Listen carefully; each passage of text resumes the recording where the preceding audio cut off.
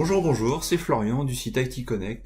Aujourd'hui, nous allons parler réseau et accès distant, puisque nous allons apprendre à configurer un VPN SSL sur pfSense afin de mettre en place un VPN de type client to site. Alors, l'objectif d'un VPN de ce type, c'est de pouvoir se connecter au réseau de son entreprise à distance à partir d'un PC sur lequel l'accès VPN est configuré. Alors, dans notre cas, le tunnel VPN est monté directement entre le PC et le pare-feu pfSense directement. Ce qui est très, très intéressant, ce type de configuration, puisque le recours au télétravail s'est intensifié ces derniers mois, donc la demande en accès nomade et en mobilité est grandissante. Donc les accès distants sont très tendance. Donc je vous propose aujourd'hui de poser un peu les choses et de voir un schéma de l'architecture que nous allons déployer pour que tout soit bien clair. Puis en termes d'organisation, nous allons poser la méthodologie que l'on va dérouler ensuite. Et puis on partira sur la démo pour mettre tout ça en œuvre. Alors concernant le schéma de l'architecture. Alors pour ma part, donc j'utilise un réseau d'entreprise comme ici avec différents PC et serveurs qui sont adressés sur le réseau 192.168.1.0. Donc c'est à ce réseau-là qu'on va se connecter à distance via le VPN. Le tunnel VPN, quant à lui, utilisera le réseau 10.10.10.0 en /24. Et pour ma part, je me trouve donc à mon domicile avec un PC dans le réseau 192.168.10.0/24. Donc c'est à partir de ce PC que mon objectif c'est de monter un tunnel OpenVPN jusqu'au réseau de mon entreprise. Donc en termes de méthodologie pour en arriver là.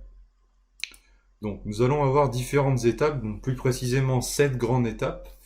Donc la première étape, ça va être de créer une autorité de certification, puisque nous allons configurer un VPN SSL, donc il nous faut forcément des certificats. Puis nous aurons une partie authentification qui va venir s'ajouter en complément pour une authentification utilisateur. Donc on va créer une autorité de certification dans un premier temps. Ensuite, on va créer un certificat pour notre firewall qu'il va pouvoir utiliser pour les flux VPN. Suite à ça, on va pouvoir créer un utilisateur local sur le pfSense, puisque dans mon cas, je vais me connecter au VPN via un utilisateur local. On va devoir lui créer un certificat à cet utilisateur pour qu'il puisse se connecter en VPN et chiffrer les flux grâce à ce certificat. Une fois qu'on aura fait ces prérequis-là, nous allons pouvoir configurer le VPN client to site en lui-même, donc via la fonctionnalité OpenVPN qui est intégrée directement à pfSense. Puis ensuite, on va pouvoir exporter la configuration VPN pour l'intégrer sur un poste client. Mais avant ça, nous allons devoir aller faire un petit tour dans la partie règles de firewall, puisqu'en fait, on va devoir créer une règle pour autoriser les flux VPN à rentrer, et ensuite créer une ou plusieurs règles pour autoriser les flux à l'intérieur du tunnel VPN en lui-même. Par exemple, si vous voulez qu'en VPN, on puisse accéder en RDP à tel ou tel serveur, il va falloir créer des règles explicitement sur le pare-feu pfSense pour autoriser les flux. Par défaut, tous les flux sont bloqués dans le tunnel VPN. Donc en fait, vous pouvez monter le tunnel VPN, mais vous avez accès à rien si vous ne créez pas les bonnes règles. Et une fois que tout ça sera prêt, on va pouvoir importer la configuration sur un poste client et tester l'accès distant. Alors on va commencer dès maintenant et on va partir sur la démonstration. Donc voilà, je suis connecté sur un PC Windows 10 de l'entreprise qui me permet d'avoir la main directement à mon pare-feu pfSense depuis le réseau local de l'entreprise. Donc on va commencer la configuration par créer, donc comme je le disais, l'autorité de certification. Donc dans le menu Système et Cert Manager. Ici dans l'onglet CA, on va cliquer sur le bouton Add et puis on va remplir le formulaire. Donc on va déjà commencer par indiquer le nom pour cette autorité de certification. Donc par exemple CA-IT Connect. Là on va créer donc, une autorité de certification interne. Vous pouvez laisser les autres paramètres par défaut, en tout cas pour les 3 premières lignes. La validité du certificat est de 10 ans, donc par défaut. Ici, donc c'est le nom du certificat, le nom qui sera intégré dans les certificats générés. Donc on peut ajouter, on peut mettre par exemple IT Connect, voilà. Donc là après vous avez différentes informations à remplir concernant le pays, la ville et le nom de l'organisation. Donc je vous laisse remplir tout ça. Donc une fois que les différents paramètres sont bien remplis, on va cliquer sur Save pour créer l'autorité de certification. Donc on peut voir, comme je vous le disais, que le certificat est valide 10 ans et que donc l'autorité de certification est bien créée. Maintenant, dans l'onglet Certificate, nous allons pouvoir créer un certificat pour notre serveur. Donc on va cliquer sur le bouton Ajouter. Ici, donc on va créer un certificat interne. On va lui donner un nom. Donc on va mettre certificat OpenVPN par exemple. Là, on va se baser sur l'autorité de certification qu'on vient de créer, vous voyez ici. Donc le certificat, lui aussi, sera valide 10 ans. Ici, donc c'est le common name, donc vous pouvez mettre IT Connect, enfin vous mettez quelque chose qui correspond à votre firewall en fait. Donc après, on retrouve les informations sur la ville, l'organisation. Donc ce qui est important, c'est de choisir un type de certificat serveur et ensuite de cliquer sur le bouton Save pour créer le certificat. Donc là, nous avons bien notre certificat. Donc là, la partie certificat est pour l'instant, on peut la mettre un peu de côté. Maintenant, nous allons aller créer un utilisateur. Alors pour créer l'utilisateur, c'est dans le menu Système, User Manager. Donc ici, on va cliquer sur le bouton Add. On va donner un nom à cet utilisateur, par exemple vpn.itconnect. Là, vous allez définir un mot de passe. Donc ça sera le mot de passe pour se connecter au VPN en fait pour cet utilisateur-là. Alors il est à noter qu'on peut utiliser une base d'annuaire Active Directory ou un autre annuaire LDAP pour l'authentification VPN. Dans ce cas-là, je vous invite à aller dans la partie Authentication Servers et à déclarer votre annuaire. Et quand on va faire la configuration de l'OpenVPN Server, vous allez choisir votre annuaire plutôt que la base locale comme source. En tout cas, pour le certificat, il faut quand même créer un utilisateur pour avoir au moins un certificat de type utilisateur à intégrer dans la configuration de l'OpenVPN. Donc, dans tous les cas, vous devez au moins créer un utilisateur local. Donc ici, ce qui va être intéressant, c'est de cocher cette case-là, pour afficher le formulaire de création d'un certificat utilisateur. Donc là, on va mettre certificat VPN IT Connect, voilà. Et on va cliquer sur le bouton Save. Donc à partir de là, nous avons bien notre utilisateur. Et si on retourne voir dans le gestionnaire de certificats, dans l'onglet Certificats, on peut voir également que nous avons le certificat de type User qui est bien arrivé ici. Donc maintenant, nous allons créer la configuration OpenVPN dans l'onglet VPN et OpenVPN. Donc, ensuite, dans la section serveur, on va cliquer sur Add et on va réaliser la configuration. Donc là, il y a pas mal d'options à voir et à renseigner, même si on va pas forcément tout modifier. Donc la première étape, c'est le serveur mode. Donc nous allons prendre Remote Access, SSL plus User Host, parce qu'en fait, on va se baser sur, donc c'est un accès distance qui va se baser sur une authentification par certificat et par compte utilisateur.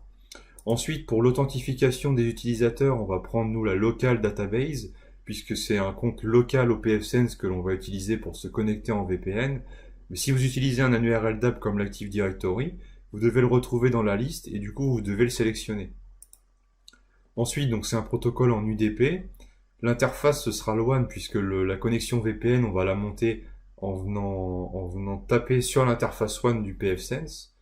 Ensuite, vous avez le port local. Donc là, par défaut, c'est 1194.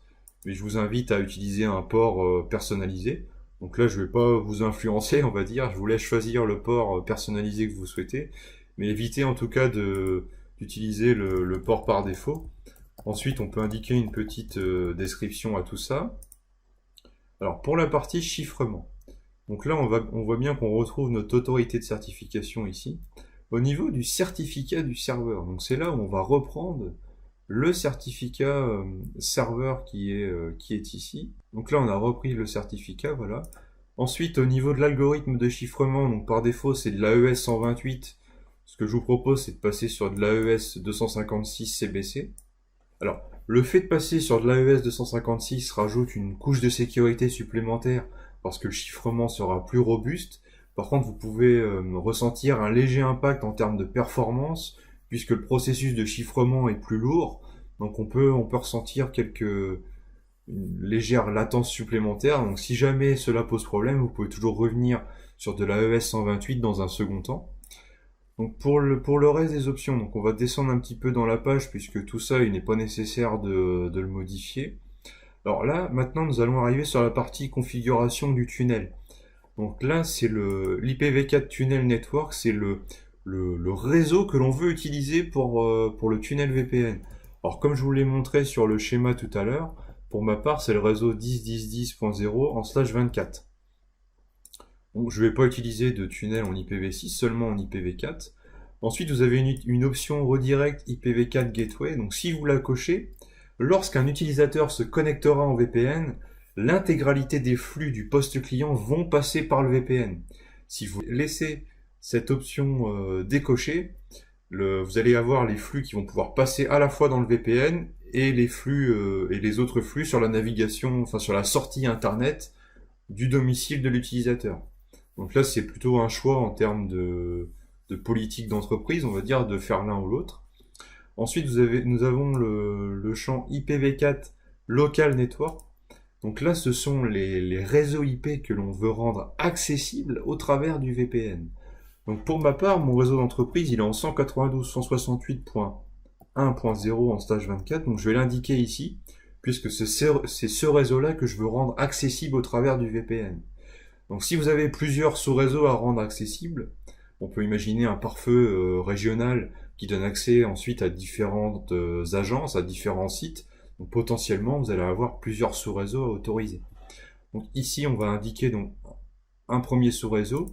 On met une virgule et on indique à la suite les autres sous-réseaux pour en indiquer plusieurs. Donc la partie IPv6 ne nous intéresse pas ici. Au niveau des connexions concurrentes, donc ça c'est le nombre d'accès simultanés que vous autorisez. Je pense que ça peut quand même être intéressant d'indiquer une limite en fonction du nombre d'utilisateurs que vous avez à connecter. Vous pouvez par exemple, si vous avez 10 personnes, mettre une limite à 12 ou 13 ou un peu plus. Donc là, c'est le nombre de connexions concurrentes. Il faudra penser à faire évoluer si le nombre d'accès VPN est amené à évoluer lui aussi. Donc ensuite, nous avons différentes options au niveau de la partie client. Donc on a l'option dynamique IP. Donc si vous avez des utilisateurs nomades et très mobiles qui se connectent en partage de connexion 4G tout en étant en mobilité, je vous recommande de cocher cette option-là parce qu'en fait ça va permettre de maintenir la connexion VPN automatiquement dans le cas où l'adresse IP publique de l'utilisateur change. Donc ce qui sera le cas d'un utilisateur qui est connecté en 4G et qui a tendance à se déplacer beaucoup. Donc là c'est plutôt en termes d'usage en fonction de vous, de votre environnement, d'activer ou non cette option. Ensuite en termes de topologie, donc là je vous recommande vivement de prendre l'option Net30 avec un réseau isolé. Donc le fait de prendre cette option là va faire en sorte que chaque client qui se connecte en VPN se retrouve dans un sous-réseau isolé. C'est-à-dire qu'il ne sera pas en mesure de communiquer avec les autres PC qui sont eux aussi connectés en VPN. Bon, ce qui me semble quand même intéressant en termes de sécurité. L'inconvénient, c'est qu'on va consommer 4 adresses IP par PC qui va se connecter. Donc on aura l'adresse IP du PC en lui-même, on aura une adresse IP pour une passerelle virtuelle sur le pfSense, et on a du coup l'adresse IP du sous-réseau /30 et son adresse de broadcast. Donc pour un PC qui se connecte, on va consommer 4 IP au lieu d'une seule. Donc quand vous déclarez votre plage réseau pour le VPN, donc vous savez le 10.10.10.0/24, il faut bien en tenir compte. Parce que le /24 ne va pas donner 254 connexions possibles. Vous devez diviser par 4 en fait. Donc en fonction du nombre d'accès dont vous avez besoin, en gros si vous avez besoin de plus de 60 accès, il faut oublier le /24 en fait. Il faut passer sur un masque un peu plus large pour pouvoir englober toutes les connexions. Mais en tout cas, en termes de sécurité, je vous recommande vivement de passer sur ce type de topologie. Donc ensuite, nous avons les paramètres avancés du client et la possibilité de définir un nom de domaine par défaut. Donc là, je vous recommande de mettre le nom de votre domaine Active Directory, par exemple, en tout cas le nom de votre domaine d'entreprise. Là, on a la possibilité de définir un serveur DNS. Donc par exemple, ça peut être le serveur DNS de l'entreprise pour pouvoir faire de la résolution de nom interne pour accéder à vos applications qui ont un nom DNS privé, on va dire. Donc là, on indique les différents serveurs DNS. On peut en indiquer 4. Donc une fois que ça c'est fait, on a la possibilité de cocher cette option-là. Donc ça va permettre de forcer les PC sous Windows 10 à utiliser le DNS de l'entreprise. Parce que visiblement, il y a quelques petits souci, on va dire, avec Windows 10, c'est quand, si cette option-là n'est pas cochée, le PC ne va pas forcément utiliser le DNS du VPN, il va continuer à utiliser le DNS diffusé par le réseau local de l'utilisateur, ce qui peut poser des soucis en termes de résolution de nom. Donc dans ce cas-là, je vous invite à cocher cette option-là pour pouvoir résoudre les noms. Donc ensuite, nous avons, donc ici nous allons ajouter l'option Auth No Cache, ce qui va permettre en fait d'ajouter une sécurité supplémentaire pour éviter la mise en cache des identifiants, et notamment c'est une bonne protection contre le vol d'identifiants. Donc je vous recommande également de mettre cette option avancée ici. Et pour le reste, c'est tout bon. Donc on va pouvoir sauvegarder la configuration. Donc là concrètement, le tunnel VPN, enfin la partie serveur est configurée. Maintenant, nous allons voir pour comment exporter cette configuration. Donc on va devoir installer en fait un paquet supplémentaire sur le pare-feu, puisque nativement il n'offre pas la possibilité d'exporter la configuration au format OpenVPN. Donc on va aller dans le gestionnaire de paquets ici, et dans les paquets disponibles, nous allons rechercher tout simplement OpenVPN. Donc voilà, comme ceci. Et là on a le OpenVPN Client Export qui nous intéresse, donc on va cliquer sur le bouton Install pour lancer l'installation du paquet. Donc normalement ça prend seulement quelques petites secondes. Alors une fois que c'est fait, on va passer du coup, on va retourner dans la partie VPN et OpenVPN. Et là on peut voir qu'on a un onglet Client Export qui est arrivé. Donc là ça va nous permettre d'exporter la configuration OpenVPN. Donc si vous vous connectez en VPN en tapant sur l'adresse IP publique de votre pare-feu, donc là vous devez laisser interface IP adresse. Par contre, si vous avez déclaré un nom de domaine, par exemple vpn.itconnect.fr, dans ce cas-là, vous devez choisir une installation de type hostname pour pouvoir intégrer ce nom de domaine dans la configuration VPN. Mais je pense que majoritairement, on utilise plutôt l'adresse IP publique plutôt que de diffuser un nom de domaine pour le VPN, à moins d'utiliser un portail VPN SSL où là, ça a un peu plus d'intérêt, on va dire. Donc ensuite, on va laisser les autres options par défaut. On va simplement du coup cliquer sur Save as Default pour prendre en compte ces configurations-là. Alors, si vous si vous avez des clients VPN en ancienne version, c'est-à-dire en OpenVPN, dans des versions inférieures à la version 2.4, vous devez cocher l'option Legacy Client, qui va permettre en fait de rendre la configuration OpenVPN qu'on va exporter rétrocompatible avec les anciennes versions du client VPN. Alors sinon, vous voyez ici que tout en bas, on a une partie OpenVPN client, où là on a la possibilité d'exporter la configuration pour l'utilisateur que l'on a créé précédemment.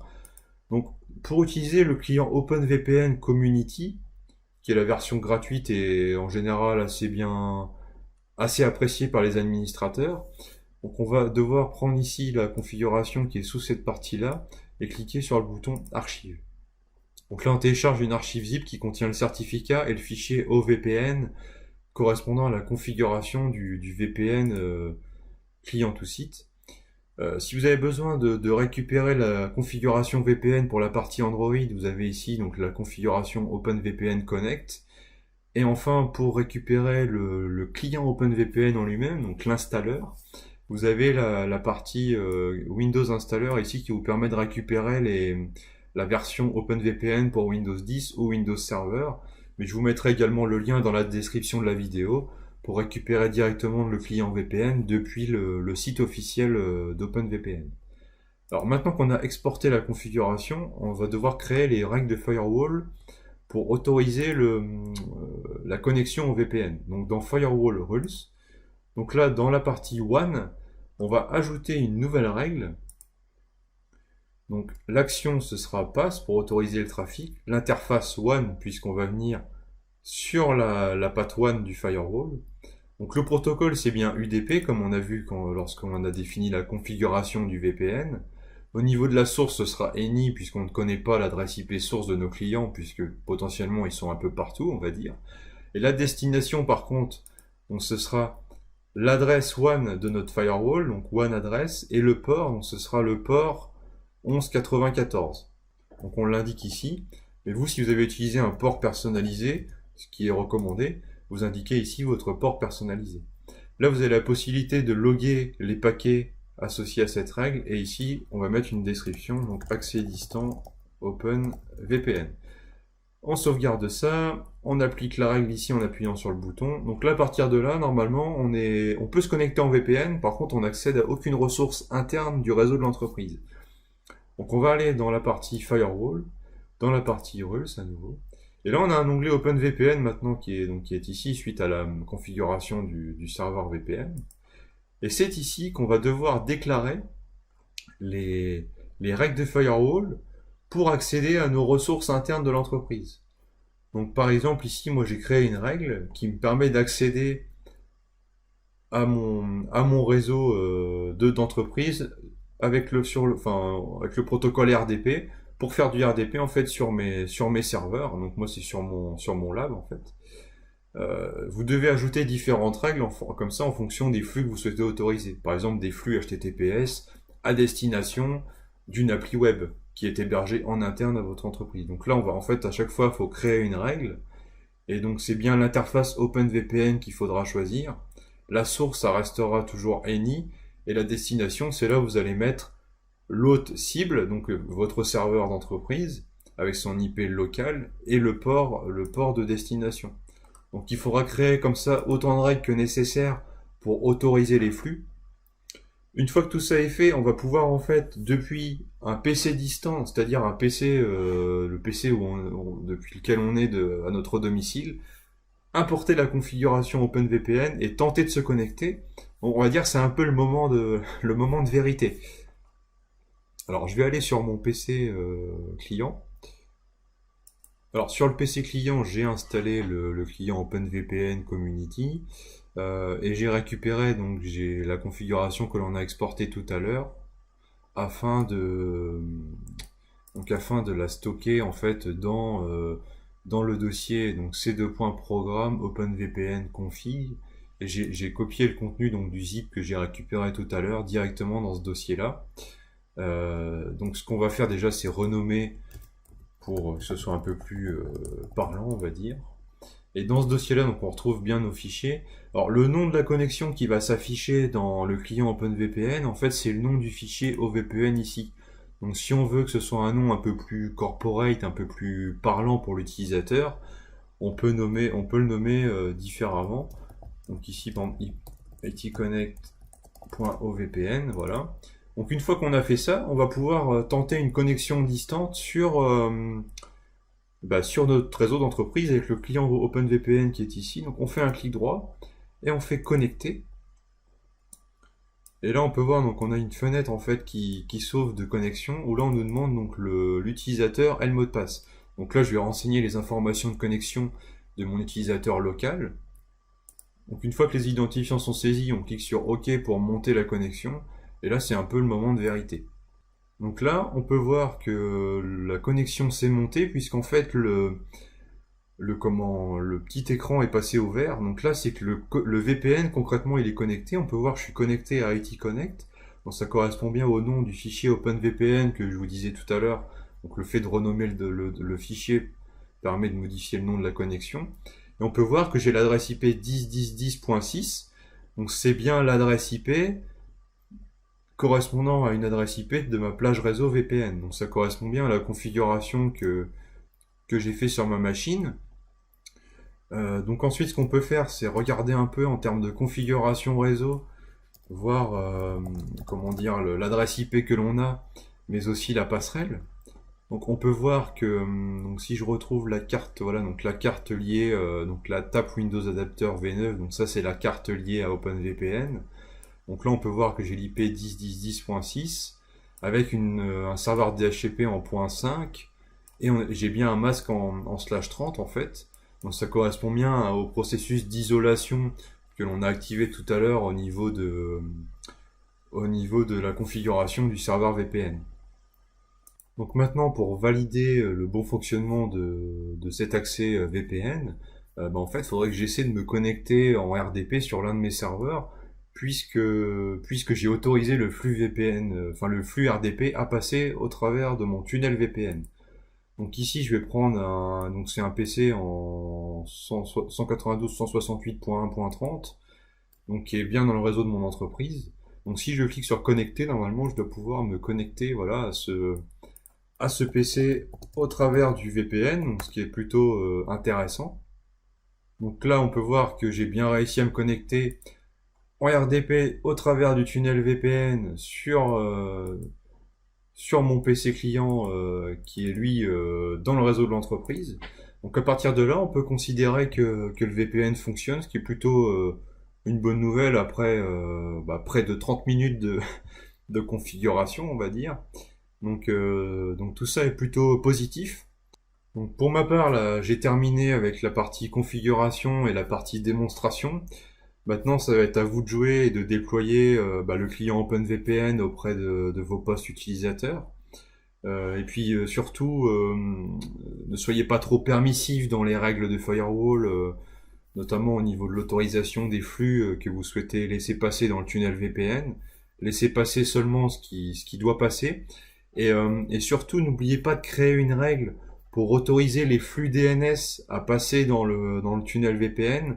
Parce que si vous souhaitez utiliser le DNS de votre entreprise, vous devez créer une règle pour autoriser ce flux. Parce que sinon, ça ne pourra pas fonctionner, puisque nativement, on a pu voir qu'il n'y a aucune règle, et que donc, il n'y a aucun flux qui peut passer dans le tunnel VPN. Donc voilà, en tout cas, si vous voulez reprendre tout ça pas à pas, et y aller un peu par étapes et prendre votre temps, je vous invite à lire l'article sur le site IT Connect, où on reprend toute la configuration au pas à pas. Et puis on se retrouve très vite pour de nouvelles vidéos. À bientôt, bonne journée.